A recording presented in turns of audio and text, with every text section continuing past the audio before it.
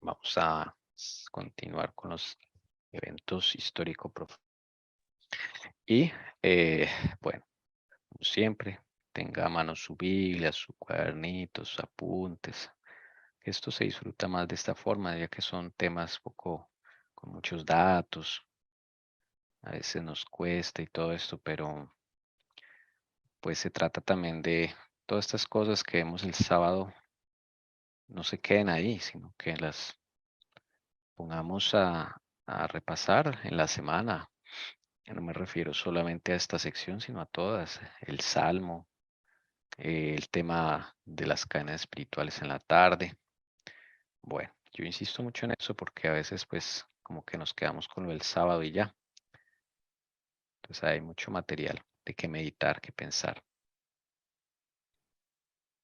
Hoy nos toca ver un tema maravilloso e impresionante. Es como ese evento de la herida de muerte del papado, de la Roma papal, 1798. Este tema es bien importante, bien interesante, bien trascendental por todo lo que constituye tanto para el pueblo de Dios como para el mundo. Es una profecía, es el final de los 1260 años de dominación de la Roma papal. Es un punto que debemos examinar un poco más con detalle. ¿Qué pasó ahí en esa fecha? ¿Qué pasó? ¿Qué dice la historia? Eh, los protagonistas. Brevemente lo vamos a ver entonces, no sin antes irnos a la parte bíblica, que es el apoyo, el sustento de lo que vamos aquí a estudiar. Entonces, bueno, le voy a pedir primero a mi esposa Jessica que me ayude por favor aquí con Daniel 12, 6 al 7. Dice Daniel 12, 6 al 7. Y uno de ellos dijo al hombre vestido de lino que estaba sobre las aguas del río: ¿Para cuándo será el fin de estas maravillas? Y oí al hombre vestido de lino que estaba sobre las aguas del río, que levantando su mano derecha y su mano izquierda al cielo, juró por aquel que vive para siempre, que será por un tiempo, tiempos y la mitad de un tiempo. Cuando se termine la destrucción del poder del pueblo santo, se cumplirán todas estas cosas. Bueno, no voy a entrar aquí en profecía profundamente porque este texto nos llevaría varios sábados estudiándolo porque es todo Daniel 12 y además hay muchas cosas ahí que aplicaron para el pasado y pero para el presente todavía no sabemos. Entonces, ya a su tiempo, eh, la hermana Elcira nos va a explicar, ¿listo? Yo solamente aquí quiero sacar una cosa y es la profecía de tiempo, tiempos y la mitad de un tiempo. ¿Ok? Aquí está. Este es el sustento bíblico para la profecía de los 1260 años. ¿Ok? Tendría usted que leerse los anteriores versículos de Daniel 12 para saber a qué se refiere el hombre que le pregunta al hombre vestido de lino, que es Jesús, desde luego. ¿Cuándo será el fin de estas maravillas? ¿Cuáles maravillas? Todas las que narraron en los primeros 5 versículos. O sea, ¿cuándo se cumple todo eso? ¿Cuándo es el tiempo del fin? En resumidas cuentas, le está preguntando el ángel a Jesús, Señor, ¿cuándo es el tiempo del fin? ¿Cuándo se termina todo esto que dijiste, la gran tribulación? ¿Sí? ¿Cómo es esto, Señor? Entonces él hace un juramento, Jesús hace un juramento y dice, hay un tiempo y hay una condición. Dos cosas ahí. Vamos a señalarlo. El tiempo. Tiene que cumplirse un tiempo, dice el Señor. ¿Cuánto es? Un tiempo, tiempos y la mitad de un tiempo. ¿A cuánto equivale un tiempo? ¿Alguien se acuerda? 2 años y medio. A un año. Un tiempo es un año. Un año, sí, señor. ¿Ok? Y 3 tiempos y medio son 3 años y medio. ¿Ok? Y en días, ¿cuánto vienen a ser 3 años y medio? Si cada año tiene 360 días. 360. Entonces, por 3 y medio, ¿cuánto le da? 3 y medio por 360. A ver, ¿quién dijo yo? 1260. Bien, sí, señora. 1260 años, según la regla de día por año aplicada a ese tiempo. Creemos que tal vez para esta generación esto va a ser literal, porque pues no hay tanto tiempo para esperar, ¿no? La última generación no va a esperar 1260 años de persecución, no puede, no aguantaría, ¿no? Esta persecución es la de la Edad Media, la larga, la del dominio papal, ¿ok? Pero también el Señor dice otra cosa. Acá hay un y, ¿nota? O sea, este tiempo se debe cumplir, pero también hay otra condición. Y cuando se termine la destrucción del poder del pueblo santo.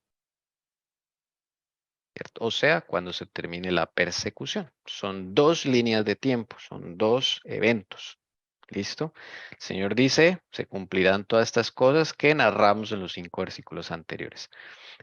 Entonces son dos cosas, los 1260 años y el tiempo de persecución. Que lo podemos en una gráfica, aquí lo podemos pintar. Usted ve aquí dos flechas que la hemos visto estos sábados, la azul y la naranja. Ve, estas dos líneas de tiempo, ¿ok? Representan dos líneas de tiempo. La azul representa tiempo, tiempos y la mitad de un tiempo, es decir, los 1260 años. Y la naranja, el periodo de la gran tribulación. Estos son dos cosas. Entonces ahí ponemos el apoyo bíblico para este cuadrito que pintamos. Entonces el Señor no solamente habló de los 1260 años, no, habló de que cuando se termine la destrucción del poder del pueblo santo, también es otro evento que se debe cumplir. ¿Listo? Ahí están los dos. El de la línea naranja, la gran tribulación, se terminó alrededor del año 1773. O sea, la persecución no fue hasta 1798. La persecución fue hasta 1773 porque el Señor dijo que aquellos días se iban a cortar. Listo.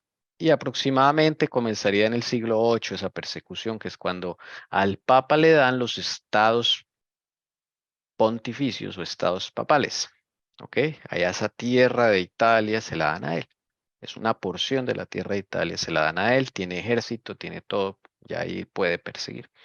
Y ya se le quitan los lombardos de encima, que es la última de las tribus. Entonces, este es el periodo de la gran tribulación, diferente al periodo de los 1260 años de dominio de la Roma papal. Recuerden que empieza en el 538, cuando sentaron al Papa ya en Roma, ¿ok? Y va a terminar en 1798. Este evento es el que nos falta ver en la historia, el que nos vamos a dedicar el día de hoy, ¿ok? Este último, 1798. Bien, entonces aquí está el sustento bíblico de esas dos líneas de tiempo. Ahora, ahí esto hay que unirlo con Apocalipsis. Recuerden que Daniel y Apocalipsis es un solo libro, como dice la hermana White. Entonces vamos a leer Apocalipsis 13, del 1 al 13. Y vi que subía del mar una bestia que tenía 10 cuernos y 7 cabezas. Y en sus cuernos había 10 diademas, y en sus cabezas habían nombres blasfemos. La bestia que vi era semejante a un leopardo, y sus pies eran como los de un oso, y su boca como la boca de un león. Y el dragón le dio su poder, su trono y gran autoridad. Y vi una de sus cabezas como herida de muerte, pero su herida mortal fue sanada. Ok, también aquí no nos vamos a entrar todo lo que significa esto es muy profundo, pero sabemos que esta bestia es la Roma papal para ese entonces, ¿no? Y dice acá que Juan vio una de sus cabezas como herida de muerte. Esa frase es muy importante porque señala el tiempo en que se acaba el dominio papal. Dice acá que esa herida será sanada, ¿ok? Pero en el tiempo en que llevamos, vamos a ver que esto se cumple en 1798, exactamente 1260 años después de que le dieron al Papa, le dieron Roma y le dieron ejército. Ocurre que una de sus cabezas es herida de muerte. ¿Listo? Entonces, ahí vamos a explicar entonces qué pasó en ese momento, en esas fechas cercanas a 1798. ¿Alguna pregunta acerca de esto que hemos explicado? Ya lo llevamos hablando los sábados anteriores. Bueno, si hay alguna pregunta, no se preocupe. Seguimos repitiendo, no hay problema. Bien, acá lo importante es que hay dos líneas de tiempo, no es una sola, son dos. ¿Listo? Una cosa son los 1260 años de dominio papal y otra cosa es la línea naranja, que es la de la gran tribulación. Son diferentes, no son la misma. Y son en tiempo son diferentes también. La línea de tiempo naranja es más corta que la línea de tiempo azul. Bien, por misericordia del Señor. Ok, vamos entonces a la historia. Vamos a leer aquí el primer diapositiva, si es tan amable. Listo, sí, señor. La familia de Napoleón era de origen italiano. Sus antepasados paternos, los Buonapartes, descendían de una familia menor de la nobleza toscana que emigró a Córcega en el siglo XVI.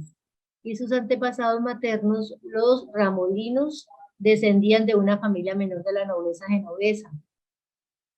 Los Buonapartes también eran parientes por matrimonio y por nacimiento de los Pietracentas, Costas, Paravicinicis y Bonellis, todas esas familias corsas del interior.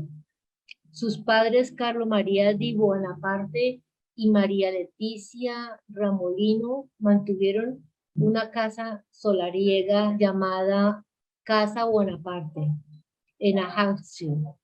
Napoleón nació allí el 15 de agosto de 1769. Era el cuarto hijo de la familia.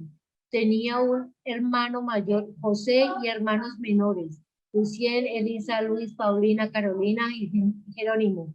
Napoleón fue bautizado como católico con el nombre de Napoleón. Bien, vamos a meternos en la historia. Esto es bien interesante porque Napoleón va a ser quien le va a dar la herida al papado, ¿ok? Esto es bien importante. Estamos en el momento de la Revolución Francesa. Recordemos esos momentos donde Francia estalla la revolución, ¿ok? Y allí hay un soldado que no está en París, está peleando en las fronteras de Francia. Ese soldado es Napoleón Bonaparte. Porque al estallar la Revolución Francesa, también estallan las guerras en Europa. Recuerden que es una guerra entre dos facciones. ¿Alguien se acuerda del nombre de las dos facciones? Por favor, que nos recuerde. ¿Cuál es el nombre de las dos facciones? Distraídos, o tal vez no nos acordábamos. A ver, los nombres de las dos facciones. Doy una, Roma papal. La Gracias, Roma Almas. imperial. Eso, muy bien, muy bien. Las dos facciones. Entonces, que bien nos explicó la hermana Elcira en su momento. Y es que es importante porque allí vamos a entender muchas cosas. Por ejemplo, Napoleón Bonaparte, ¿para qué facción va a trabajar? Ya desde esta diapositiva vemos de dónde desciende esta familia.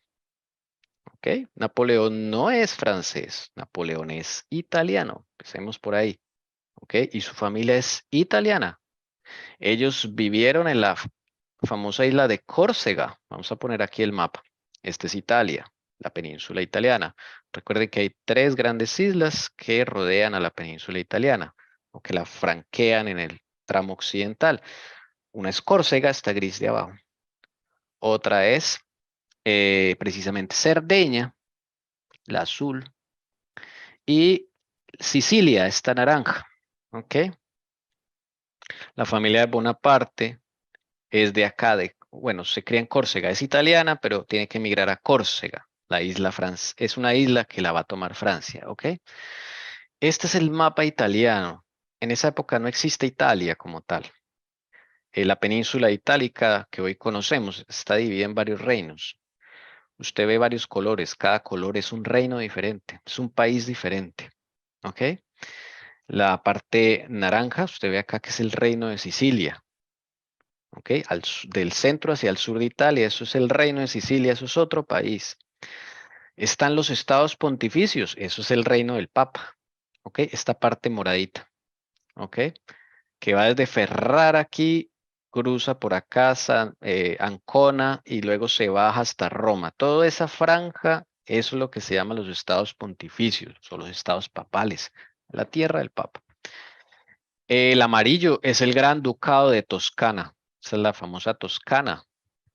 La ciudad más famosa es Florencia, eso es otra república, eso es otro país. Está la parte café, que es la República de Venecia, ¿ok? Está Trento, que es otro reino. Milán, en verde, que es otro reino. Parma es otro reino. Modena es otro reino. Y Pontremoli es otro reino, el amarillito que es chiquito. Ah, no, ese hace parte del Gran Ducado de Toscana, perdón. El amarillo. Entonces, cada color es un reino diferente. ¿Listo? Entonces, en esa época, pues para entender, porque no es como la Italia de hoy, esta torta está repartida en varios, ¿sí? Y cada país tiene allí su pedazo, ¿ok? Y muy importante porque allí en el centro está el Papa, están las tierras del Papa, ¿ok? Hay un momento en que ellos van a Córcega, la familia de Napoleón Bonaparte, y se instalan en esa isla, ¿listo? Pero aquí me dice que ellos descienden de los Paravicinis, por ejemplo. Y yo me acuerdo que la hermana Alcira nos nombró esa familia, Paravicinis. Exactamente, la nobleza negra veneciana. Entonces, ellos ya, desde acá de entrada, uno dice, esta gente es Roma Imperial, de la facción de la Roma Imperial. Entonces, esto es bien importante, los Paravicinis. Vamos a subrayar. ¿Puedo opinar algo, Tommy? Por favor. Es que ahorita que te estaba mostrando el mapa, ese, me quedé pensando y yo dije, Dios mío, con tantos reinos que habían en ese entonces, claro, ahí es donde llamemos esta facción, la Roma Imperial, ve la necesidad de acabar todos esos reinados, ¿no? Y eso es apocalíptico. Y eso está en Apocalipsis, cuando habla Apocalipsis 13, si no me equivoco, y el por qué la necesidad de acabar todos esos reinos y volver ahorita, digamos, como los países como repúblicas, ¿no? Para poder controlarlos más, porque era que habían muchos reinos y no se podía controlar, ¿no? Entonces, por eso los reyes que quedan después, llamemos, pertenecen a ciertas facciones. Interesante. Sí, porque en cada uno de estos reinos había un rey o un duque y eso era intocable. Ahí eso no se podía meter nadie. Tan Una intocable, una ¿sí? duda. Sí, señora. Y esa Roma imperial empezó con esa familia Bazzini. Paravicini. ¿Perdón? Paravicini. Ah, Paravicini, ya. Y varias otras, ¿no? Son como 13.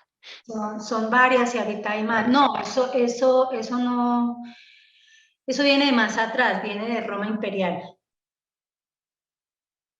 O sea, Ok. ellos son herederos de los verdaderos, digamos, de Roma Imperial, de, ¿cómo es que se llamaban ellos? ¿Cómo era que se hacían llamar ellos? Los emperadores.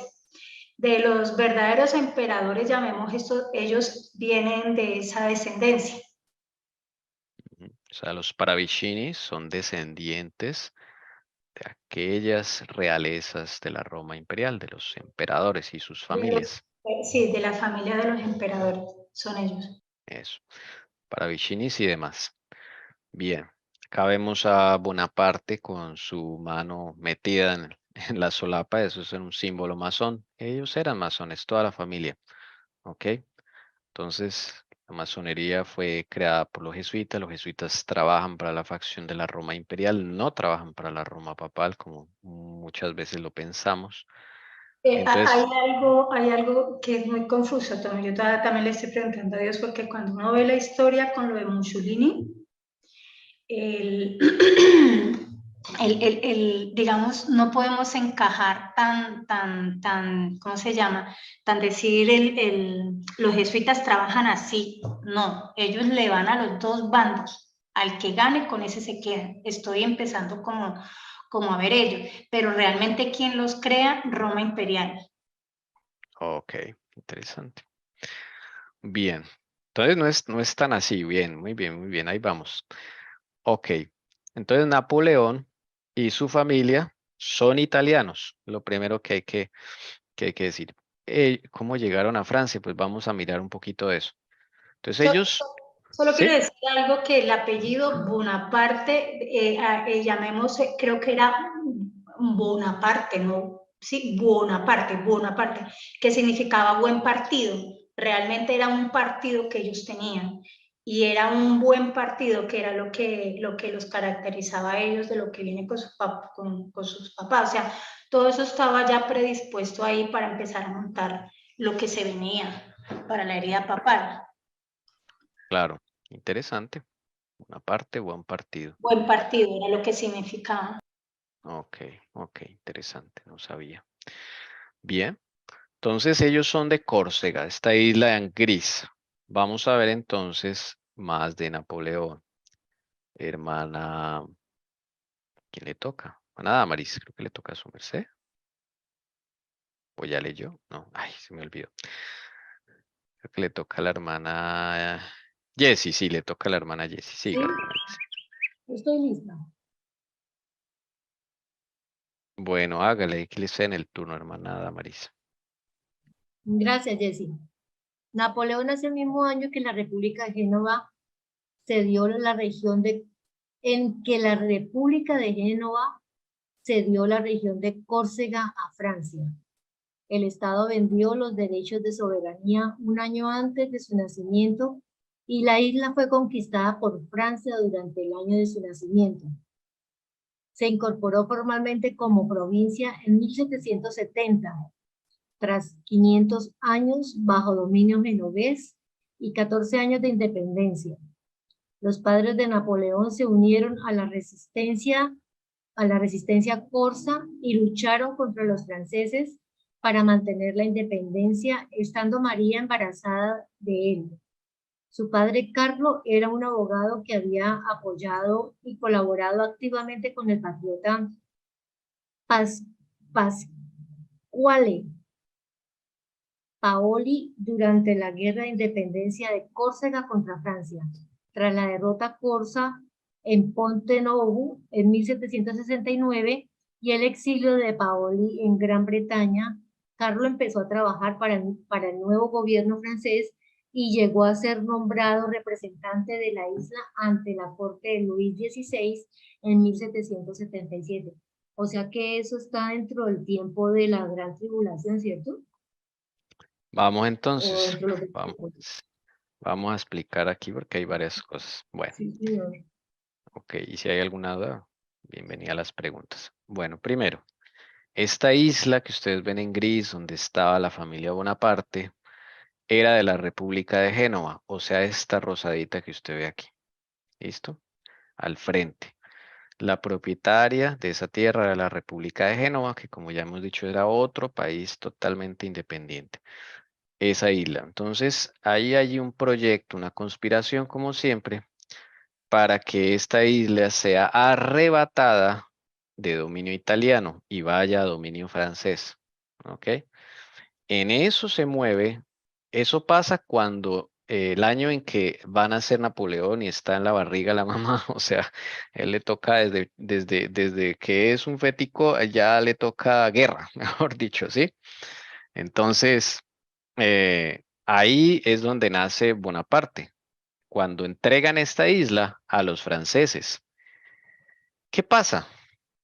El papá de Bonaparte, ¿sí? Ese señor que ustedes ven ahí, él se une a la resistencia para que no dejen, digamos, esta isla, no la dejen a los dominios francés.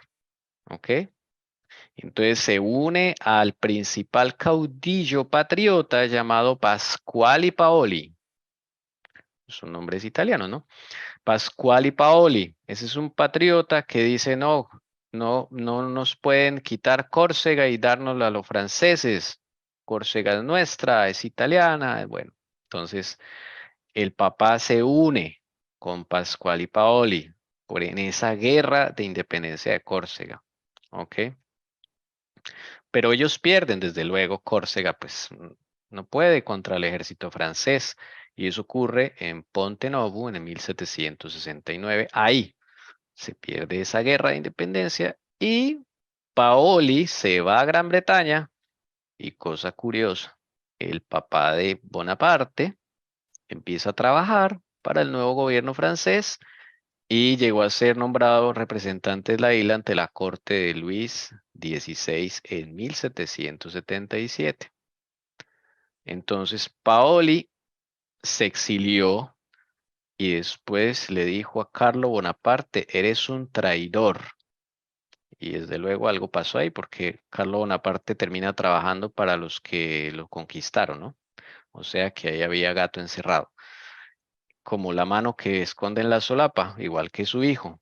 Mazo grado 33, o sea, no es O cualquier sea, una persona. estrategia. Así es, claro, claro. Entonces, él estaba, la familia Bonaparte estaba aliada con los franceses para entregar Córcega en manos de los franceses. Así de sencillo.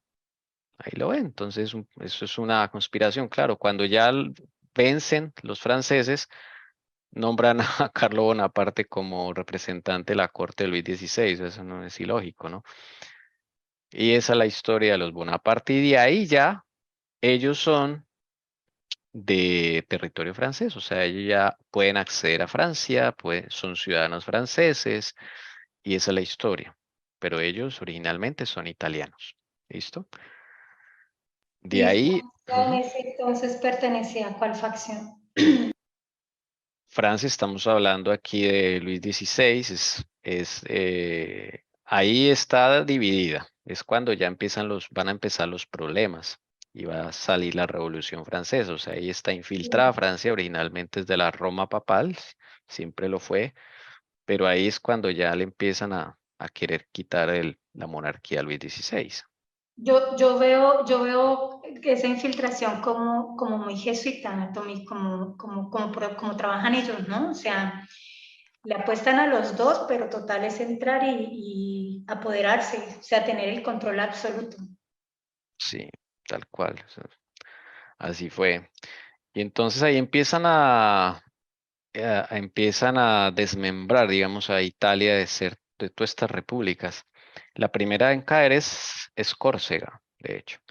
Y ahí tiene que ver mucho el papá de Napoleón Bonaparte, ni siquiera había nacido el hijo, o era un bebé, ¿sí? Cuando esto sucede, en 1769, que es el año que nace Napoleón, hijo. Entonces ahí vemos cómo esas estrategias. Y ahí entonces ya él trabajando para el gobierno francés, pues tiene acceso a todos los estamentos educativos de Francia. Entonces él envía a su hijo a estudiar en una academia militar controlada por el clero francés, que al parecer era jesuita. ¿Mm? Entonces este Carlo Bonaparte envía a su hijo muy chiquito, Napoleón, y lo deja allá, como si fuera ya un proyecto de ellos, ¿sí? Y lo deja allá. Y entonces él Napoleón realmente no se interesa en el ejército, ni en las armas, ni nada de eso. A él le gusta es las matemáticas, cosa curiosa, las matemáticas. Pero Tommy, claro, un aporte antes de sí, por avanzar. Si favor. te vuelves un poquito donde está la fecha 1777, Sí, o ese, Luis VI, 1777, ¿cierto? Él ahí que era Luis XVI, el rey de el Francia. rey. Pero lo curioso es que este señor, ¿él cuándo va para allá? ¿En qué fecha va para allá? Él Para, va para Francia. más adelantico, él va, a ver, 69, tiene 5 años, estoy haciendo cuentas. 74. Pues él principalmente ya desde el 74, como ya es ciudadano francés, y como es cerquita, él va y viene, va y viene, va y viene, ¿sí? Porque ya Córcega es parte de Francia y realmente queda muy cerca, entonces ahí eh, él queda como representante del rey en la isla.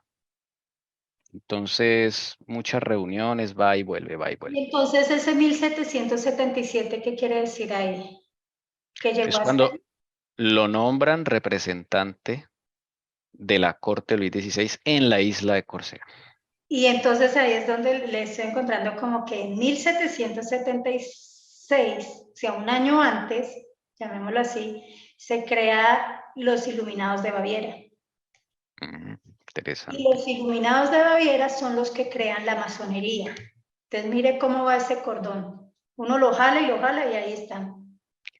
Eventos relacionados uno tras otro, increíble, sí. Muy bueno eso. Así es, entonces, desde luego, esta foto es cuando ya él hace parte de la corte de Luis XVI. Interesante. Bueno, vamos a seguir, interesante. Hermana Lucy, le toca a su merced, si es tan amable. Dice, el 3 de octubre, los monárquicos de París se declaran en rebelión contra la Convención Nacional. Paul Barras, líder de la reacción termidoriana, conocía las hazañas militares de Bonaparte en Tolón y le dio el mando de las fuerzas improvisadas en defensa de la Convención en el Palacio de las Tullerías.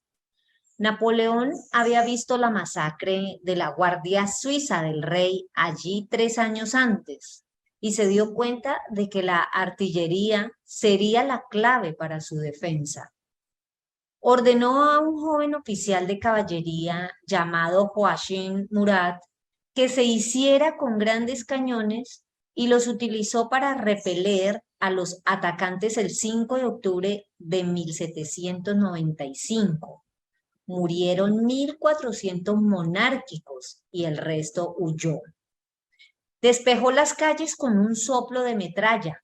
Según el historiador Thomas Carlyle, la derrota de la insurrección monárquica extinguió la amenaza que pesaba sobre la convención y le valió a Bonaparte fama, riqueza y el patrocinio del nuevo gobierno, el Directorio.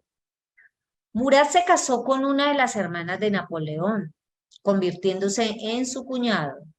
También sirvió a las órdenes de Napoleón como uno de sus generales. Bonaparte fue ascendido a comandante del interior y se le otorgó el mando del ejército de Italia. Bueno, aquí estamos en Revolución Francesa. Vamos un momentico aquí a esta línea de tiempo para ver.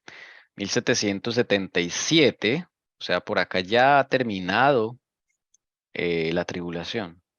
Es cuando nombran al papá de Napoleón, lo nombran representante de la corte de Luis XVI en la isla de Córcega. ¿Ok?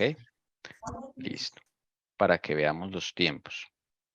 Y 3 años después se oscurece el sol y la luna en Norteamérica. O sea, los eventos van ahí de la mano, mire. Se oscurece el sol y la luna como sangre en 1780, 3 añitos después. Entonces, estos son eventos que van seguiditos porque se va a producir pues un cambio de era en la historia de la humanidad. El Señor ya lo había dicho. Esos 1260 años están a punto de acabar. Entonces, esos años últimos, antes de llegar a 1798, pues son de muchos sucesos trascendentales. Y la creación del Grupo Iluminado de Baviera, como ven, la hermana Elcira lo mencionó. Entonces, todos estos eventos van a dar para que le den la herida al papado y se instaure el nuevo orden mundial que se va a instaurar en esa época. Bien importantes. ¿Cómo entonces, cómo hay un micrófono prendido? Le voy a apagar el micrófono a la hermana Lucy, que se le quedó prendido, ya se lo apaga. Listo. Entonces, ¿cómo Napoleón llega como allá a ser importante, no? Napoleón primero no le gustaba la guerra, ni las armas, ni nada de eso, le gustaba las matemáticas, era un tipo más como de ese corte científico, le gustaba la física, el tipo resultó inteligente. Pero claro, cuando a él lo llevan allá a la academia militar, es un internado tipo militar, jesuita, o sea, eso le cambia la vida a cualquier niño, más que el papá lo deja allá. ¿Ok? El papá lo deja allá realmente tirado allá. Entonces, él tiene muchos problemas con los sacerdotes, todo eso. Bueno, al final a él lo dejan de soldado. Pero como él es tan analítico y él lo ponen al mando de los cañones y la artillería, Entonces, resulta ser muy bueno, ¿ok? Muy estratega, muy, pues sí, con esa mente como matemática. Entonces, le empieza a ir muy bien. Resulta que en plena Revolución Francesa, acuérdense en los jacobinos, acuérdense en que a todo mundo lo mandaban a guillotinar, que a Luis XVI lo aguillotinaron junto con su esposa María Antonieta. Recordemos todo eso que vimos, ¿sí? Este Luis XVI, el mismo esposo de María Antonieta, fue el que aguillotinaron en 1793. Y ahí Francia se vuelve un caos total, una guerra civil terrible entre jacobinos, realistas, los del término medio. Bueno, eso se vuelve nada. En medio de eso, el ejército de Francia resulta afectado porque ya no le empiezan a llegar suministros. Los soldados tienen problemas de suministros, comida, ropa, calzado, todo eso. Uniformes no tienen, se les empieza, claro, a agujerear, a dañar. Napoleón llega un día a París a pedir, literalmente, a pedir pantalones, a pedir ropa, porque no tiene. Llega como agujereado todo el pantalón, no tiene. Él llega a pedir ropa y, y a ver qué puede hacer porque el ejército esto está un caos total. Cuando él llega ahí, entonces, bueno, para variar, están en guerra y hay una insurrección realista, o sea, los que apoyan que vuelva el rey. Y le dicen a Napoleón, ayúdenos aquí porque esto aquí no, está complicado. Entonces Napoleón, pues táctico y todo eso, le dijo, listo. Y él entonces utilizó allí unos cañones, los puso estratégicamente y eso en rapidito despejó las calles, puso orden y eso le valió a él como, digámoslo así, la, la preeminencia, la ascensión y le dieron un ejército. Y justo le dieron el ejército de franceses en Italia. Esto es clave, ¿ok? Aquí a un líder jacobino se había muerto ya, que es Robespierre, se murió en el 1794. Y en 1795 llega Napoleón a ayudar ahí a París. Y cosa curiosa, le dan el ejército que está en Italia. ¿Listo? Este es el Palacio de las Tullerías. Recuerden que ahí estuvo Luis XVI, años anterior, encerrado con María Antonieta. Ahí hubo sublevación. Y este fue otra sublevación. Y esta vez la atendió Napoleón. ¿Ok? Entonces, tenemos que tener en cuenta, París estaba hecho un campo de batalla. Ahí Napoleón se enamora de una mujer llamada Josefina, una viuda, y se casan el 9 de marzo de 1795. Y 2 días después, Napoleón se va a Italia. Este es un movimiento importante, el irse a Italia, porque ahí es cuando él se involucra para ir a pelear a Italia. Bueno, pero miremos que en la guerra, Francia estaba en guerra con toda Europa prácticamente, eso es impresionante, con toda Europa, porque Francia ya habían pasado 6 años desde la revolución y eso no progresaba, o sea, no progresaba el poner un gobierno republicano. Entonces, es un problema. Entonces llega Napoleón y, bueno, él lo mandan a Italia y es cuando se va a producir la llegada a Italia a Napoleón, que es muy importante para la herida papal. Vamos a seguir leyendo. Bueno, no sé si alguien tenga alguna pregunta o algún comentario antes de eso. Esto es simplemente para describir cómo Napoleón llegó a Italia. ¿Ok? Entonces el primero estuvo en París, arregló allí una batalla, pequeña batalla civil, y de esa batalla, como él puso orden ahí, lo mandaron a Italia. Cuando Napoleón llega a Italia, las tropas no tienen comida, no tienen zapatos, o sea, le toca con las uñas, literalmente. Bien, vamos a leer. Dice, 2 días después de la boda, Bonaparte abandonó París para tomar el mando del ejército de Italia.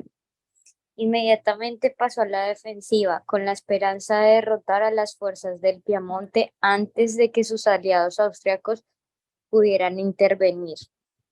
Una serie de rápidas victorias durante la campaña de Montenotte sacó al Piamonte de la guerra en 2 semanas. Los franceses se centraron entonces en los austriacos durante el resto de la guerra, cuyo punto culminante fue en la prolongada lucha por Mantua.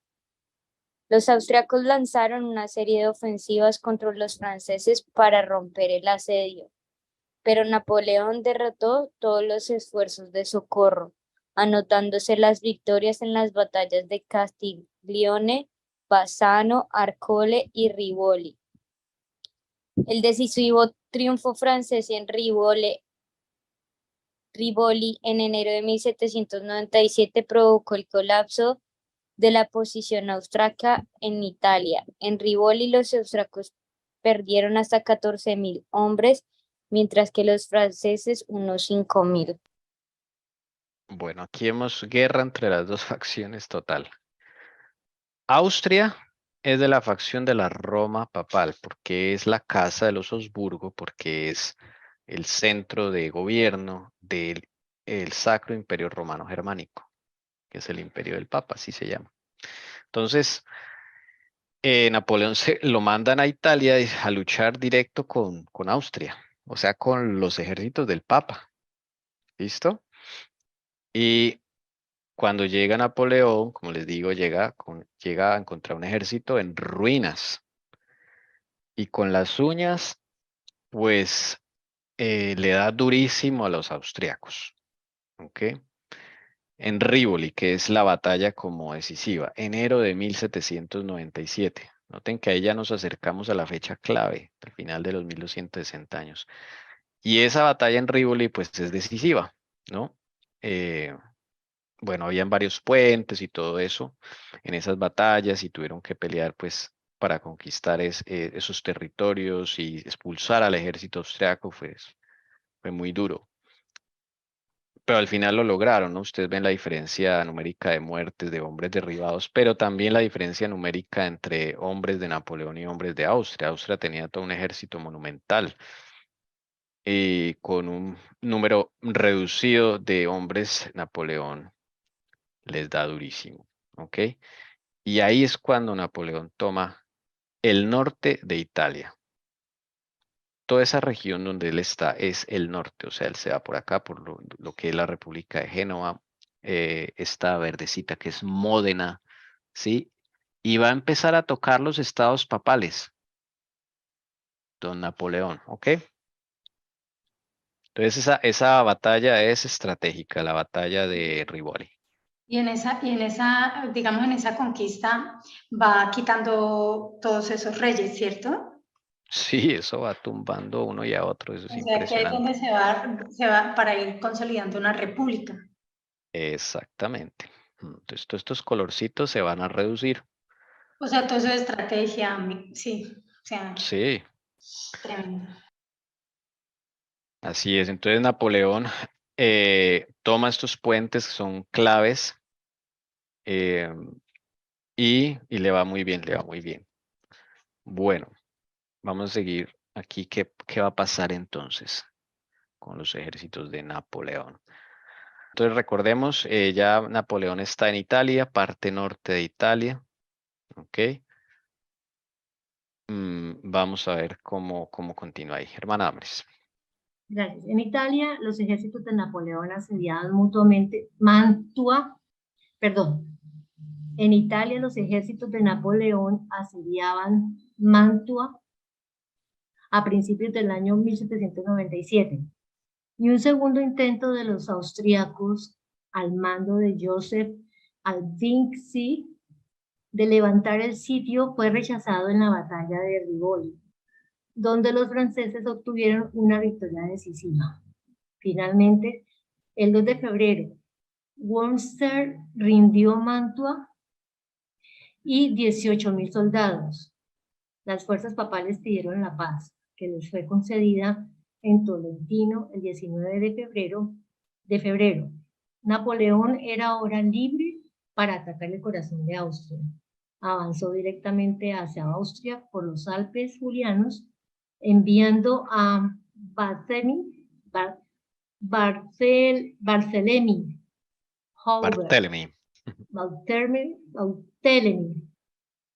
Barthélemy Hubert a invadir a Tirol. Ok. Bueno, esto parece, él despejó toda esa parte norte de Italia. Vamos a ponerlo por aquí, hay un mapita aquí, acá, el mapa que estamos mirando. Toda esta parte norte, no sé, acá es Mantua, mire. Mantua, otra batalla decisiva ahí, ¿ok? Y todo esto, aunque eran repúblicas independientes, pues realmente eran monarquías al servicio del Papa. Y eso lo fue tumbando uno a uno. Y ahí entonces, me devuelvo acá, cuando se rinde Mantua, las fuerzas papales pidieron la paz, o sea, nos rendimos. Este tipo arrasó, este Napoleón sí cogió, pero les dio durísimo. Y ya el Papa se rinde acá, las fuerzas papales, como dice acá. En Tolentino, el 19 de febrero de 1797. ¿Ok? Estamos en 19 de febrero de 1799. 97. Ahí hacen un acuerdo, el acuerdo de Tolentino. Ahí Napoleón queda libre. ¿Y libre y para dónde se va? Al corazón de Austria. Él va allá a la casa de los Habsburgo, o sea, él va directo allá. Pues al centro de los Habsburgo, en Viena, mejor dicho, o sea, él va allá a acabar con todo eso. Veamos quién era el Papa en ese momento y cuál fue el Tratado de Tolentino. El Tratado de Tolentino fue un tratado de paz entre la Francia revolucionaria y los Estados Pontificios, firmado el 19 de febrero de 1797, que imponía términos de rendición a la parte papal. Los firmantes por Francia fueron el embajador del Directorio francés ante la Santa Sede, François Cacault, y el general en ascenso Napoleón Bonaparte, y frente a ellos 4 representantes de la curia de Pío VI. Ese es el Papa que le van a dar duro, Pío VI. Pero a él le dan duro desde mucho antes de que inicie la Revolución Francesa. El papado le empiezan a quitar tierra, le empiezan a quitar privilegios, poderes y todo eso.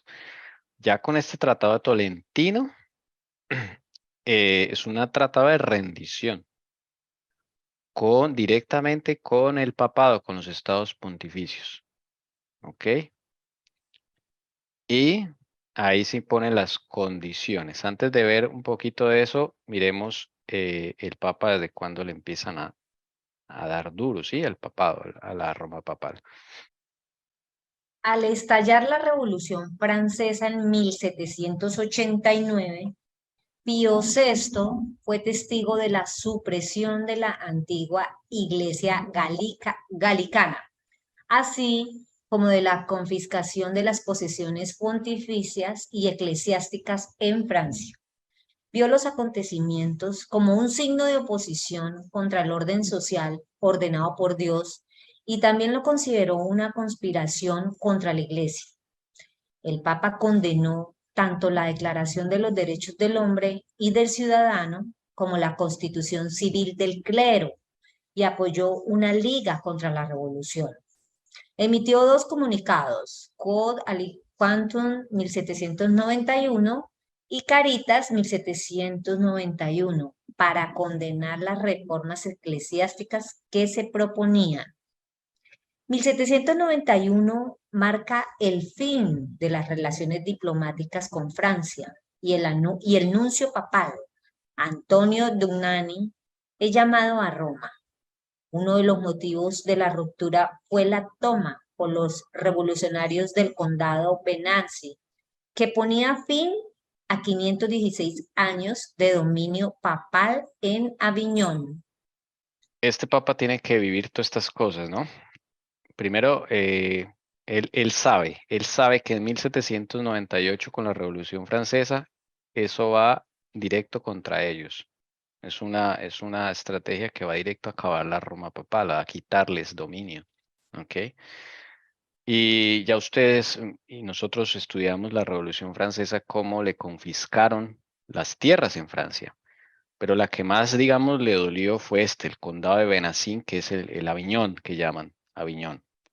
que era el sitio en tierra francesa donde dominaba el Papa directamente y donde durante varios años el Papa cambió la sede de Roma a Aviñón, en la Edad Media. O sea, era como su segunda casa. Esas tierras se las quitan y ahí, eso es en 1791, marca el fin de las relaciones diplomáticas con Francia. O sea, ahí le quitan Francia a la Roma papal. La Roma imperial le logra quitar Francia, que durante siglos, imagínense, fue fiel aliada del Papa y le ponía a su servicio los ejércitos y todo. Entonces, este año es muy importante para que veamos cómo esto se va dando. Esta herida papal no es de un solo día, ¿sí? No es de un solo momento, de un solo año, ¿no? Eso tiene su inicio, tiene su transición. O sea, él le están dando duro desde 1789, ¿sí? Porque ahí empieza a perder dominio el papado. Por eso acá dice acá, vi una de sus cabezas como herida de muerte, o sea, es como que es un proceso, lo que Juan ve, es un proceso, ¿sí? A veces, si nosotros de pronto pensamos que eso es de en 1798, ¿no? Eso empezó antes, ¿listo? Solo que en 1798 se le da pues como el golpe fatal, ¿no? Pero todo empieza a caerse para el Papa desde 1789, por lo menos la parte francesa, que ha sido muy importante Francia para el papado, para la Roma papal. ¿Listo? Entonces, cuando pierde Aviñón el Papa, pues ahí se rompen las relaciones y es el año en que Francia queda en poder de la Roma imperial, por lo menos se evidencia. Bueno, vamos a ver el tratado. Y luego llega Napoleón, 1797, y el Papa se tiene que rendir ante esos ejércitos de Napoleón. 19 de febrero de 1797 hacen el Tratado de Tolentino. Entonces vamos a ver el famoso Tratado de Tolentino.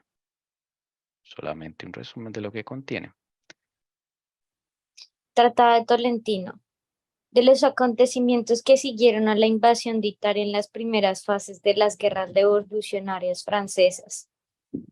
Tras haber derrotado a los austriacos en la batalla de Mantua, en el puente de Árcola y en la batalla de Rivoli, Napoleón ya no tenía enemigos en el norte de Italia y pudo dedicarse a los estados pontificios.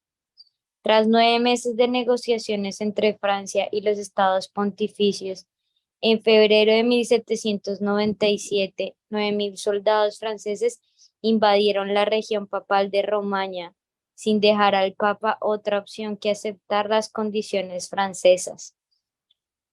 El tratado añadió 15 millones de libras a la indemnización de 21 millones exigía a los estados pontificios en el anterior armisticio firmado en Bolonia. 36 millones en total.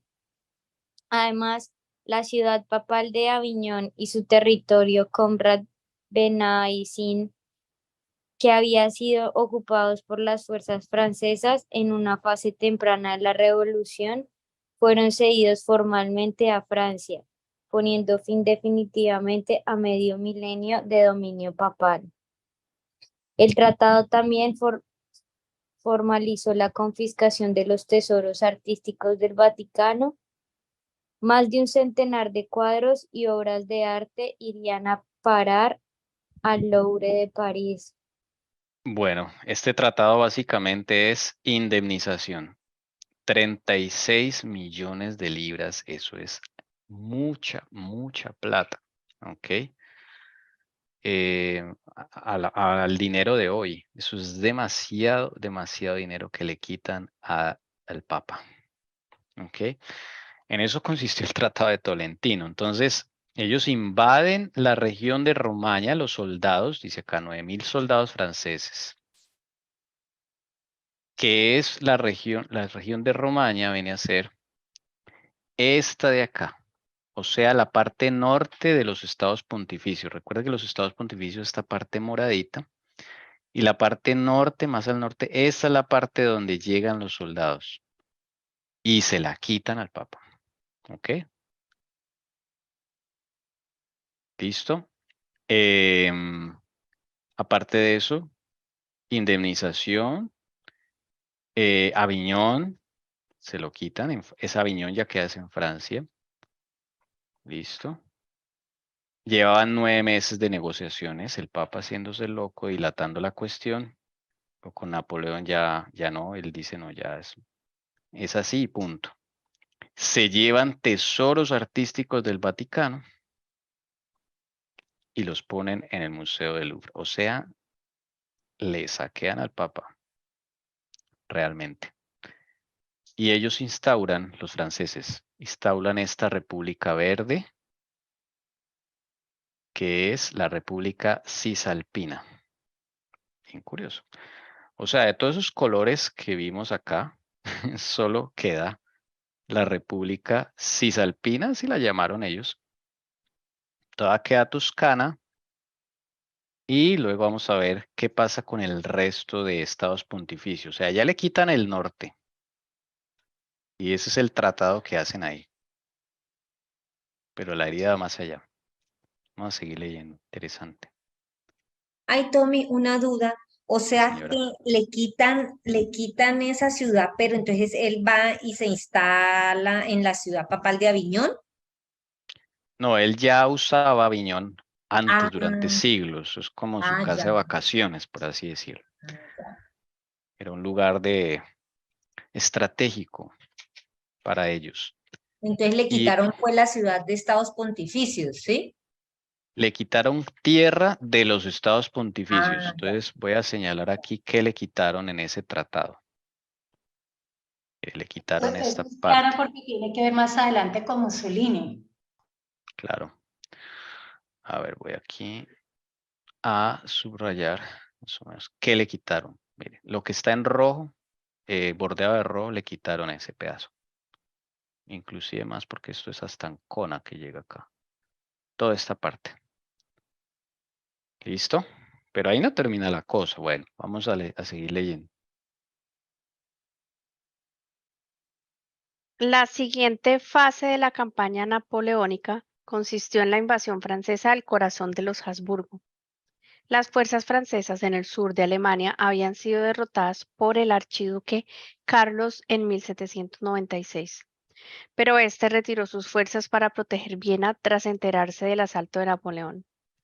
En el primer encuentro entre ambos comandantes, Napoleón hizo retroceder a su oponente y avanzó profundamente en territorio austriaco tras vencer en la batalla de Tarbes en marzo de 1797.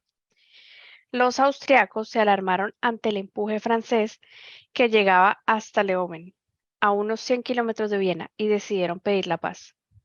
El Tratado de Leoben, seguido por el Tratado de Campo Formio, de mayor alcance, otorgaba a Francia el control de la mayor parte del norte de Italia y de los Países Bajos, y una cláusula secreta prometía a la República de Venecia a Austria.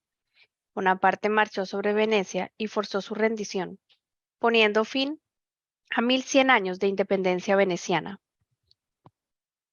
Y eso fue una guerra tremenda contra Austria, perdón, no es Australia, sino Austria, ¿ok? Y en 1797, o sea, después de que firma con el Papa, él sigue para Austria, que es el país que queda inmediatamente después de Italia. Mire, aquí está Austria, ¿ok? Está acá. Y en Austria, antes de ir a Austria, hay una república muy famosa que es la República de Venecia. De ahí es donde salieron o se establecieron en algún momento las familias venecianas, de las que nos hablaba la hermana Elcira. Pues bien, Napoleón llega a Venecia y acaba con Venecia también. O sea, todas estas repúblicas, chao, se acaban, ¿ok? Y el Doge de Venecia, que se llamaba el rey, pues, para afuera.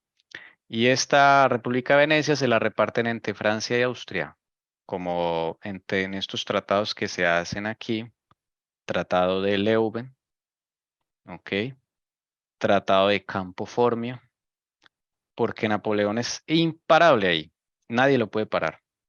Y los Habsburgo dicen, ok, no te metas con nuestra capital, Viena, o sea, hasta ahí, por favor, ya, nos rendimos.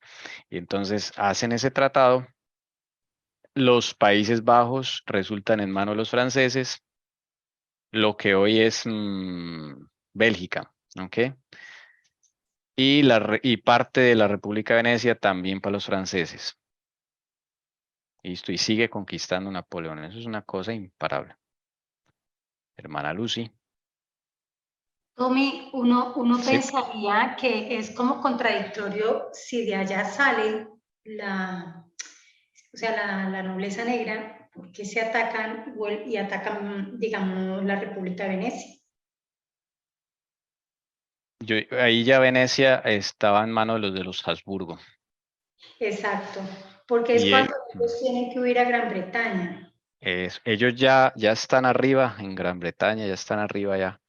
Y Venecia lo coge los Habsburgo, que es el ejército del Papa, y acá Napoleón coge y los recupera, por así decirlo.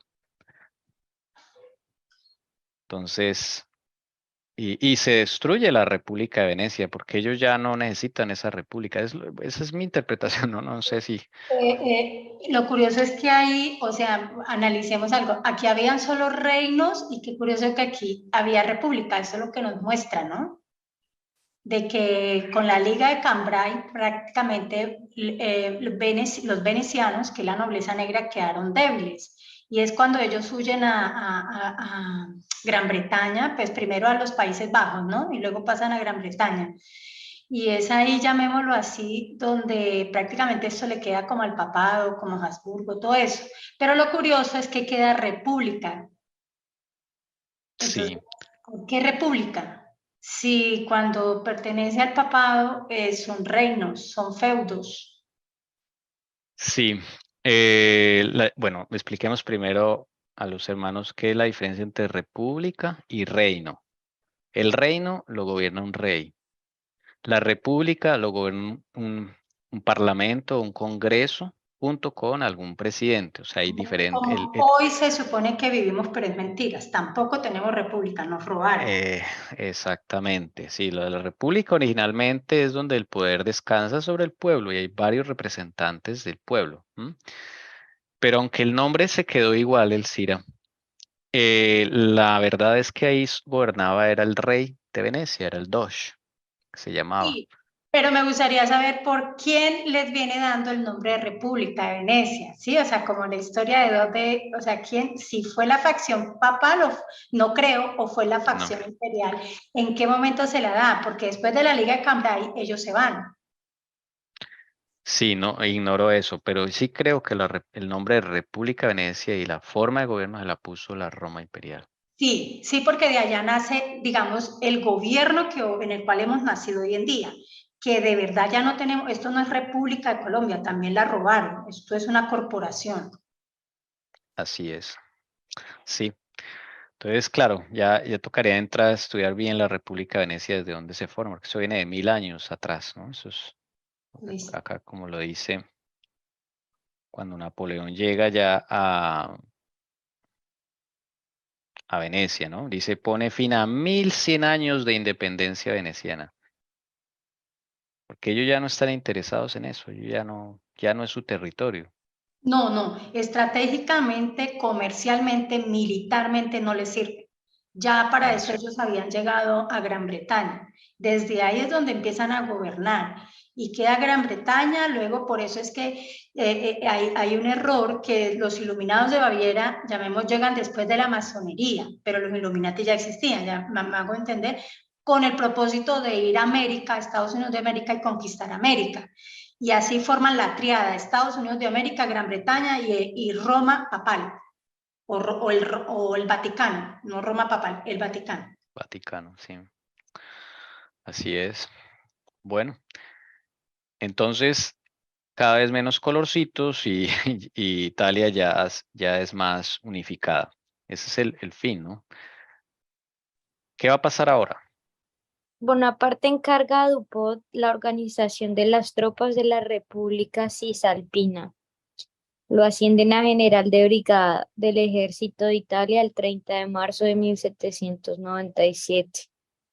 A continuación, Dupont viajó a Roma con el embajador francés José Bonaparte, donde ambos trataron de incitar a una revuelta republicana, especialmente mediante la celebración de una fiesta republicana en el Palacio de José. Esto provocó un motín y Dupont recibió un disparo mortal el 28 de diciembre de 1797. El Papa número 250 de la Iglesia Católica Romana, el Papa Pío VI, actuó con rapidez y envió una disculpa formal al directorio francés por la muerte del general de la brigada Dupont. Sin embargo, la República Francesa no aceptó las disculpas, por lo que su muerte dio a Bonaparte el pretexto que necesitaba para ocupar Roma, abolir los estados pontificios e instaurar la República Romana. Napoleón declaró entonces la guerra a los estados pontificios por segunda vez, enviando 9.000 soldados al mando del general Luis Alexandre Berthier para ocupar Roma y disolver el estado. Este es el momento tenso. ¿Por qué? Porque aquí llega, bueno, Napoleón dice, tú te vas, hermano mío, querido José Bonaparte era el hermano, entonces me vas a ayudar ahí con la República Cisalpina.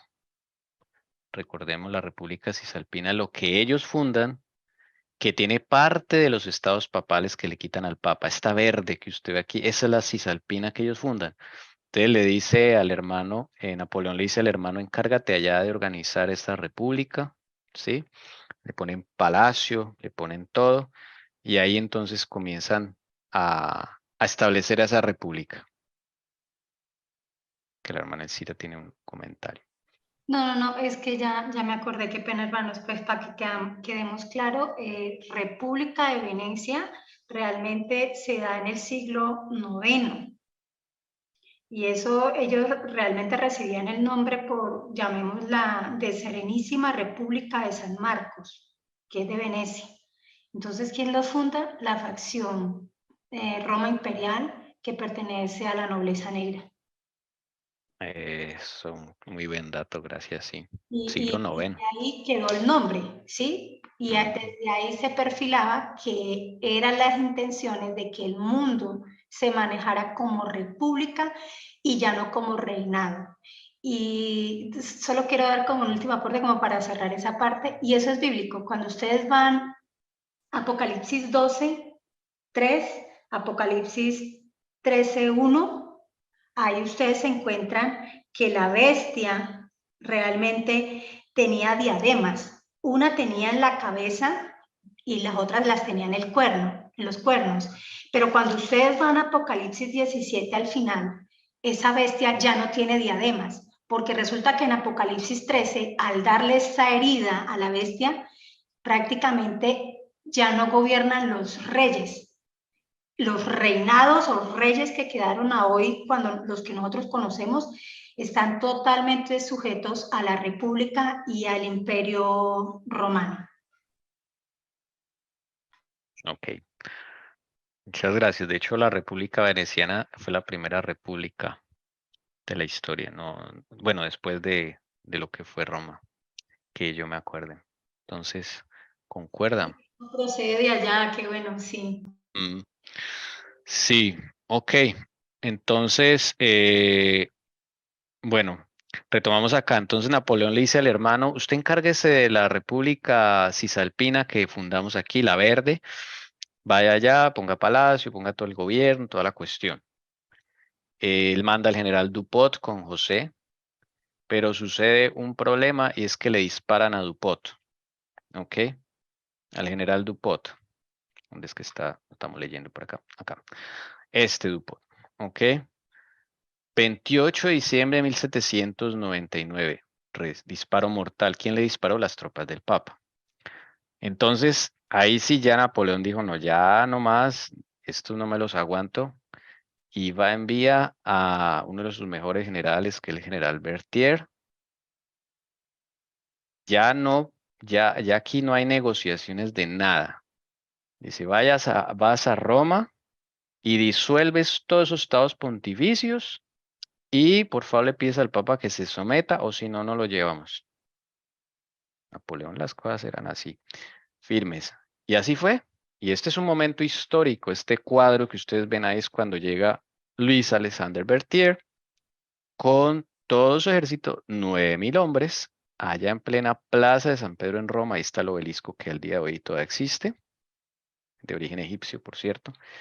Y llega ahí y, claro, todo el pueblo romano dice, ¿esto qué pasó acá? ¿No? Venimos aquí a buscar al señor Pío VI para que se someta, que responda, porque ha atentado contra uno de los generales del ejército francés, comandado por León, así que, por favor, aquí ya no hay tratado de nada. Vamos a leer entonces qué pasa ahí. Hermano, a ver, ¿quién sigue? Manada Maris, si es tan amable. Listo, sí, señor. El general Berthier marchó a Roma, entró sin oposición el 10 de febrero de 1798 y, proclamando una república romana, exigió al Papa la renuncia a su autoridad temporal. Ante su negativa, Pío VI fue hecho prisionero y el 20 de febrero fue escoltado desde el Vaticano a Siena y de allí a la Certosa, cerca de Florencia. La declaración de guerra francesa contra Toscana provocó su traslado, escoltado perdón, por el español Pedro Gómez Labrador, marqués de Labrador, pasando por Parma, Piacenza, Turín y Grenoble, a la ciudad de Valencia, capital del Drone, donde murió 6 semanas después de su llegada, el 29 de agosto de 1799, habiendo reinado más tiempo que ningún otro papa. Es uno de los papas que más había reinado hasta el momento, Pío VI. Entonces, pues sí, así fue. Entró Berthier y le dijo al Papa que se sometiera. O sea, la idea no era tomarlo preso, pero como ellos son, pues, ustedes saben cómo es el Papa, ¿no? Entonces el Papa dijo, no, yo no me someto, así me maten. Entonces lo llevaron prisionero. A Pío VI lo pasearon por varias partes de Italia debido a la guerra hasta que finalmente muere el 29 de agosto de 1799 en preso, muere. ¿Ok? Listo. Y ahí es como la herida mortal. ¿Qué pasa ahí? Miren, ¿qué hace Berthier? Proclama esa zona que queda de los estados pontificios como República Romana. De nuevo, una república. ¿Ok? Y entonces aquí queda, voy a mostrar el mapa otra vez, acá. Queda la República Cisalpina, en verde, la República Romana en gris, queda la Toscana, pues esa después la coge los franceses, y al final, media Italia queda para los franceses, en manos de los franceses, en manos de la Roma imperial. ¿Listo? Y ahí es el final de los estados pontificios. Ya la tierra que el Papa se le dio, se la quitaron. Lo más curioso, ¿quién le dio esas tierras al Papa? ¿Quién le dio esas tierras de los estados pontificios? ¿Alguien se acuerda? Roma imperial. Sí, ¿bajo qué rey? ¿Bajo qué año más o menos? ¿Alguien se acuerda? ¿De qué nacionalidad? Estas tierras moraditas. ¿Ok? Estos son los estados pontificios, el reino del Papa. Pues bien, recordemos, estas tierras se las dio Pipino el Breve, rey de los francos, en el año 756. O sea, un francés le dio las tierras y un francés se las quitó. Bueno, francés de corazón, porque está sirviendo al ejército francés. Y se volvió francés porque la tierra donde vivía Napoleón se la confiscaron los franceses. Entonces, eso lo hace francés. Entonces, pero Napoleón no fue, él envió a Berthier, que Berthier era de pura sangre francés, ¿notan? Y Berthier es el que le quita las tierras que le quedaban al Papa, estas grises, y funda la República Romana. Pero en el fondo es la República Romana que está detrás, porque estos son como unos títeres. Claro, pero interesante el nombre que le da. Ahí está la facción. O sea, la representa, ¿no? Papa Roma imperial, ¿sí? Imperial, claro. Claro, al decir República Romana estamos refiriéndose al Imperio Romano de antaño, que querían formar repúblicas, ¿no? Entonces, tú estás, ahora queda Italia como con dos repúblicas principalmente, que es la Cisalpina y la Romana, esas dos repúblicas. Y esa es la idea de ellos, como bien decía la hermana Elcira, formar repúblicas, que es el sistema de gobierno que le va a servir a la Roma imperial para gobernar. La muerte del Papa asestó un duro golpe al poder político del Vaticano que, sin embargo, no resultó tan efímero como el del primer imperio francés.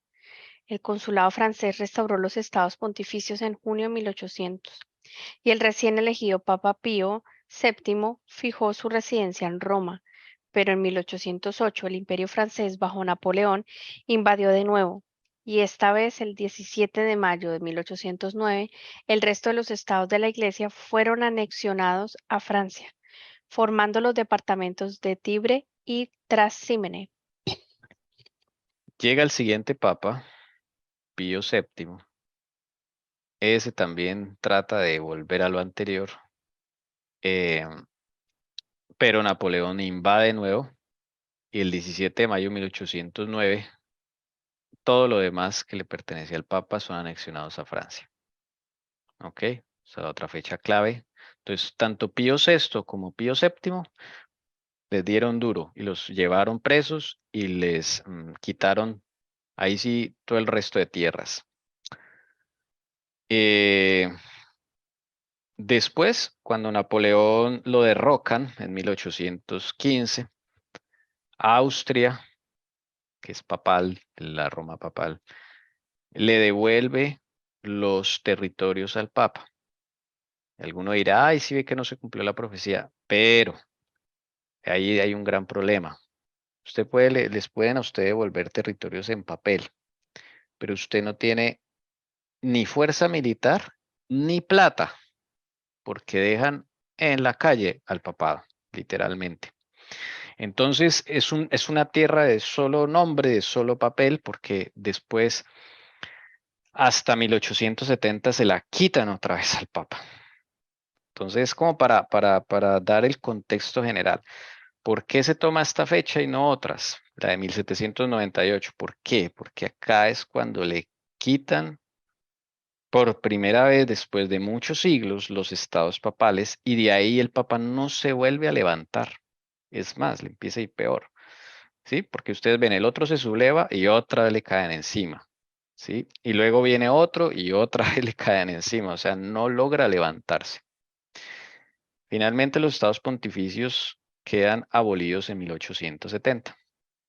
Ese es como el final de los estados pontificios. Y este ataque de Napoleón en 1798 es el principio del final de los estados papales, que hasta 1870 ya finalmente se los quitan. Porque ahí empieza un tire y afloje entre la Roma papal y la Roma imperial. Porque es un proceso, ¿no? No es tan fácil de que se llevaron al papa y ya todo color de rosa para la Roma imperial, no fue así. Pero se toma esa fecha porque fue el principio en donde le quitan los estados pontificios al papado. Tommy, y también Sí, porque es claro que dentro de la iglesia es el, digamos, de profecía, es claro que en 1798 es el principio del fin. Llamémoslo, que para Dios cuenta que ya esto se iba a acabar. Es por eso que en 1888, si se hubiese recibido el mensaje de la justificación por la fe, nosotros no hubiéramos nacido y esto se hubiera acabado. Y eso era el principio del fin. Y por eso yo siempre lo he dicho, ese fue un principio del fin, pero así como Judá tuvo dos principios del fin, como que el Señor les prorrogó y les prorrogó, nosotros, que es esta última generación, tendrá un principio del fin nuevamente, pero pues más corto, o sea, esto será rápido. así es. Bueno, entonces, no sé si hay alguna pregunta. Yo digo, ese principio de fin es necesario porque debe volver al poder Roma papal, que fue prácticamente quien exterminó a los cristianos, fue los que persiguieron, ¿no? Sí, este poder todavía no se ha, digamos, un principio de sanación de esa herida, pero todavía no se ha sanado a lo que yo veo, ¿no? Esa herida no se ha sanado. Ellos no volvieron a tener la misma poder, fuerza y territorio. De pronto prestigio, de pronto sí, pero ese poder que tuviera en la Edad Media, no, ya no. En estos momentos no es el mismo. Entonces eso hay que pensarlo. Bueno, el Papa queda, desde 1870 el Papa se auto, ¿cómo lo llamaríamos? Él dice, yo soy prisionero. Y literalmente él va y se enclaustra en el Palacio de San Pedro en Roma. De hecho, el palacio donde él estaba antes no era el Palacio de San Pedro en Roma, era el Palacio Quirinal, donde se hacían los reyes y todo eso.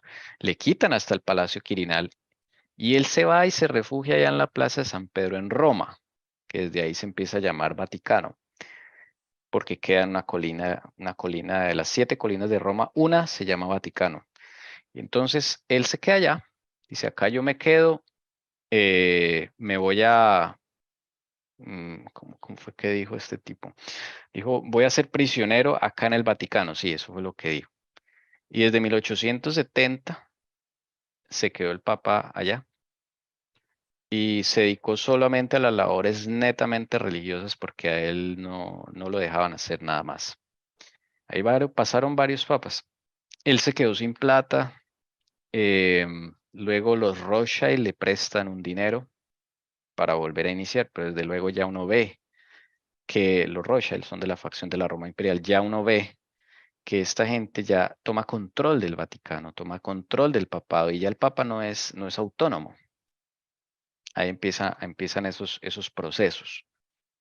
Y desde ahí no se ha vuelto a levantar. Ahorita están liberando eso, entonces se espera que la Roma papal vuelva otra vez como era antes, ¿no?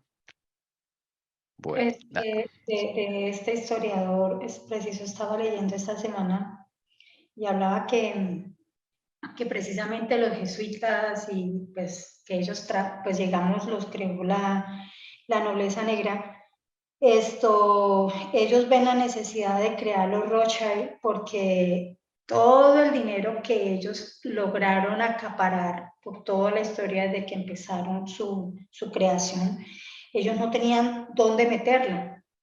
Entonces necesitaban un testaferro y el testaferro, llamemos, para poder manejar todos esos recursos, eran los Rothschild. claro. Y los Rocha empezaron a dominar toda Europa con la banca y el dinero. Y a dominar el papado. Que el Lo que pasa es papado que tiene ellos autonomía. con Venecia ya habían creado los bancos y ellos son los que crean el impuesto, ¿cómo es? La deuda que ellos al comienzo le prestaban era a los países, pero luego ya vieron que era más productivo que se le prestara a nosotros para tenernos esclavos a través de la deuda. Entonces, ellos sí, los bancos los crean antes. Lo que pasa es que con toda la plata que ellos empiezan a incautar, a robarse, entonces eso, necesitaban como alguien que pudieran representarlos y ellos escondidos, que realmente pertenecen a la nobleza negra. No trabajan, no hacen nada, pero viven a costa de nosotros, los esclavos, que es la deuda, si me acuerdo el nombre que ellos le dan, y es a base de que ese imperio es creado a base de la deuda. O sea, usted quiere obtener algo, es a base de esa deuda, de siempre endeudarnos. O sea, que Así dices es. que tiene que ver con la deuda externa. Señora, ¿Tiene que ver esto con la deuda externa de cada país en estos momentos? eso es parte del sistema que ellos montan desde Venecia, que es la deuda externa, pero aparte de eso, es la deuda de nosotros también. Si usted quiere tener algo, voy a ponerte un ejemplo, tú compras una casa, realmente esa no es tu casa, tú sigues pagando un impuesto por el terreno. Esa plata, como nosotros ya no somos república, somos una corporación, esa plata va hacia allá, hacia Gran Bretaña para ir hacia el Vaticano.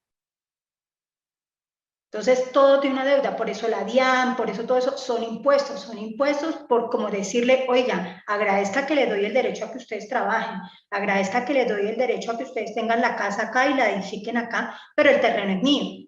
Y eso tiene que ver con las bulas papales que explicamos mucho antes. Todo eso está entretejido desde atrás. Así es. Bueno, está libre para comentarios, aportes finales. No sé si la hermana Cira tenía algo al final del final. No, es que yo me le ya. referente a lo de las diademas, que fue lo que el Señor me mostró. Un día que estaba en el estudio y me hizo esa comparación entre Apocalipsis 12, Apocalipsis 13 y me iba a Apocalipsis 17. Y sí, ahí desaparecen las coronas, las diademas, o sea, no hay nada, y es porque es un sistema final que llega, que es el que se debe montar ahorita. Miremos aquí Realmente se montó con la herida de la bestia, porque ese fue el principio del fin. Entonces, por eso Apocalipsis 13 habla de la herida de la bestia, y de ahí en adelante pues viene Apocalipsis 17. Sí, miren esto tan interesante que nota la hermana Alcira. Aquí en Apocalipsis 13 la bestia tiene 10 cuernos y 7 cabezas, y en sus cuernos hay diademas. Esto es monarquía, ¿no? Reyes. Y Apocalipsis 12. Y luego nos vamos al 12. Aquí el dragón. Además son como las coronas. Eso, diademas de realeza. ¿Cómo funcionaban? Exacto, cómo funcionaban. Y el Señor es tan bello porque Él lo deja ahí clave de qué va a pasar al final. Y en Apocalipsis 12, miren que el dragón, que la Roma imperial, tiene en sus cabezas 7 diademas, o sea, realeza. ¿Ok? Ahora vamos a ir a Apocalipsis 17. Y Apocalipsis 17 aparece otra vez, una bestia. ¿Ok? Pero esta bestia ya no tiene diademas. Miren. Tiene 7 cabezas y 10 cuernos, y ahí pare de contar, o sea, no hay diademas.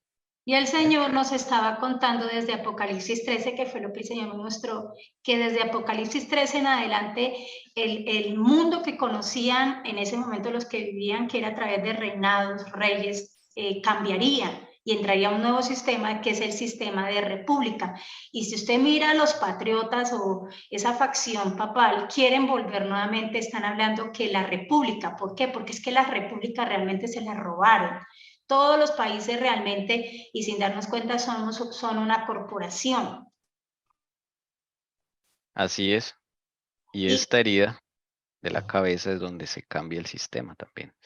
Esa transición, ¿no? Digamos, estos reinos como de Gran Bretaña, ellos están sujetos, es al papado, por eso la triada la forman, pero realmente Isabel, esta señora, no gobernaba. Los que estaban detrás eran la facción, y que están detrás de la facción veneciana.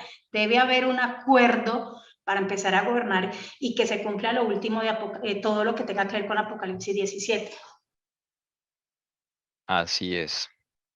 O sea, el rey que veíamos allá en Gran Bretaña, la reina Isabel, esto eran simplemente figuritas para mostrar y para que el pueblo dijera, ay, viva el rey, pero allá realmente no gobernaban ellos. Si usted ve los reyes que existen hoy en Europa, ellos no gobiernan. Ellos solamente van a eventos y a cosas de esas nomás, pero ellos no gobiernan.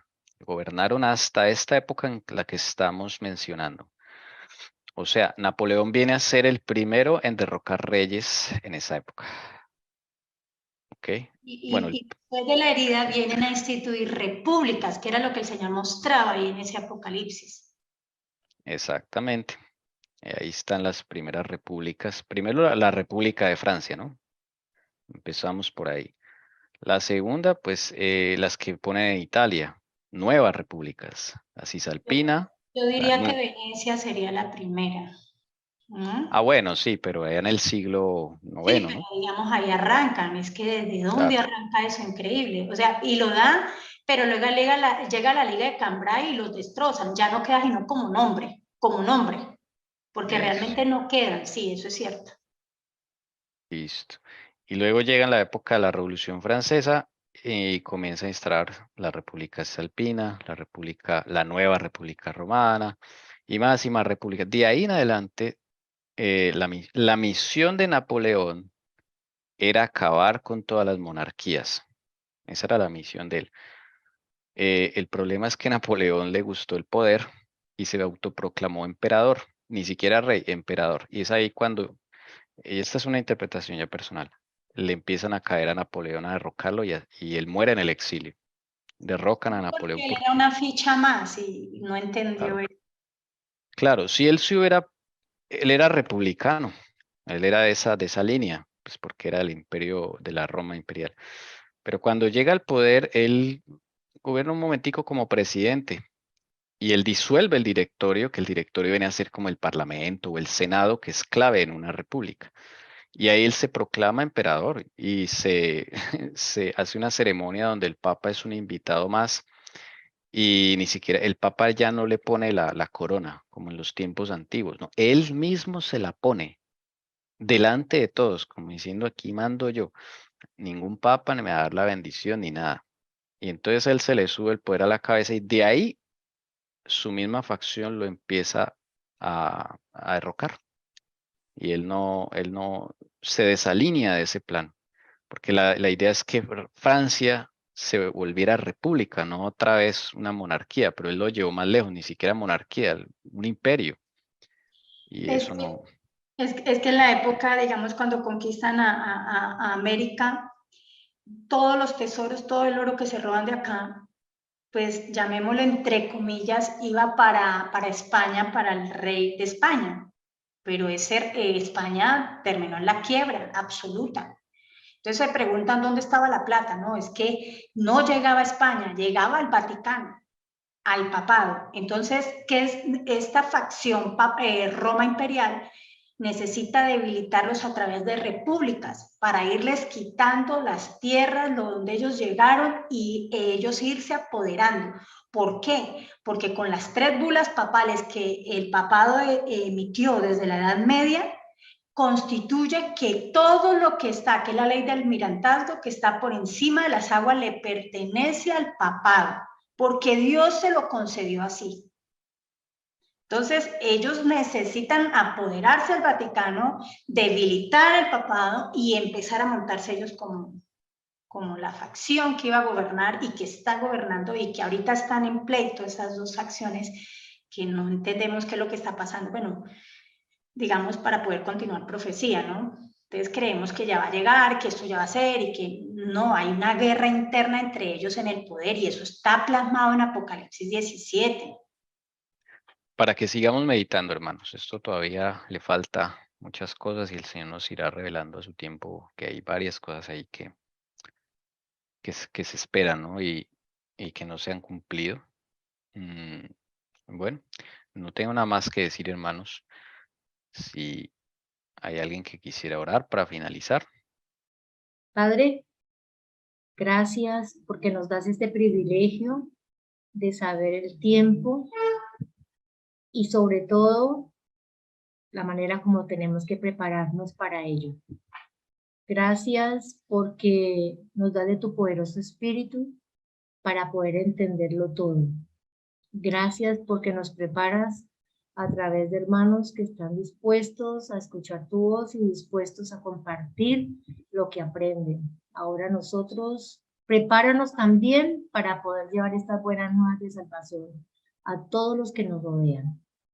Muchas gracias por estar con nosotros y muchas gracias por estar con nuestros seres amados y hermanos familiares y con todo tu pueblo en la ancha faz de la tierra. Y muchas gracias, Señor, porque nos amas mucho. Danos tu bendición, la compañía de tus ángeles. Ministranos durante todo el resto del día que nos falta de tu día de reposo, tu día santo. Permítenos gozarnos y seguir deleitándonos en ti. Danos tu bendición para el resto del día, mi Señor. Y prepáranos cada día más. Pero sobre todo,ínstanos a ser valientes y esforzados y a estar preparados para tu pronto regreso y compartir las buenas nuevas de salvación a todos los que nos rodeen. En el nombre poderoso de nuestro Señor Jesucristo, que vive y reina hoy, mañana y siempre. Amén.